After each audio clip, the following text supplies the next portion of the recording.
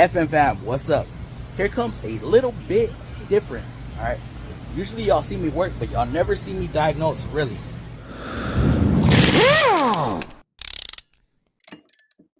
When it comes to electrical diagnosing, you know, I bust this toy out right here, hook it up.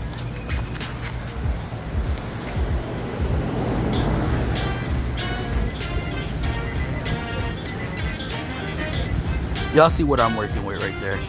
All right, so this customer came in, horn inoperable. They replaced the clock spring. Okay, well, I found at the horn, I'm getting about 5 volts. That should be full battery voltage right there. So yeah, I gotta see what's going on.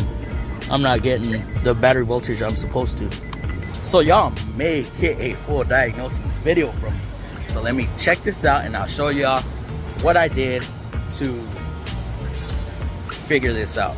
And if I supply ground to this wire, the horn should go off, right? Well, it's not. So I know, here's the key. So I know it's not the horn itself. The computer controlled side of it is good, right? It works. So with that being said, we need to do some electrical diagnosing. Maybe the customer didn't connect something all the way, so we're gonna figure it out. I'm gonna do some power checks with the power probe. I love this thing. Anytime you're doing electrical work, if you don't want to bust out the DVOM, bust this thing out. This thing is definitely worth the money. It's my 3rd one. The other one's just either broke from falling or what have you, but I love this thing. Okay, I'm getting somewhere. So with this one plugged in right here, we are looking at this red wire. Okay, should have battery voltage there. As a matter of fact, I do. So see, I give it ground and it honks. So that tells me there's an issue maybe in here. So the customer replaced this themselves. I'm not sure if they might have popped this. I'm scared that they popped it, but we'll see. Okay, I just checked it. It's not popped. How we check, we'll turn it all the way till it stops, no force, and then we'll count the number of turns, okay, until it stops. And then on this case, it was 5 turns, so I just brought it back 2.5, and it centers it. Okay, so I will need to, I'm gonna take this off and we'll ohm it out and see what we get on that circuit. I really don't like, since this has an airbag circuit in it, I really don't like ohming or testing power with it connected. It kind of freaks me out a little bit. So I'm gonna take it off and test it there. But scratch that. I went ahead and I figured, hey, you know what? Since I do have power coming in, right? I have the right amount of power going in. Why don't I just test the pin, right? So I test the pin right there. And look at where we got 12 volts. So that tells me that I should have done this before. That tells me that, that tells me right there that this horn is getting power all the way through. So I possibly have a pin fit issue, a spread terminal on the connector that goes here. So I will make an adjustment and then I will test it. Okay guys, it was indeed what we call a spread terminal right there on that 3rd terminal. So I did adjust it and we should be good. I'm gonna hook it up right now and see if I fixed it or not.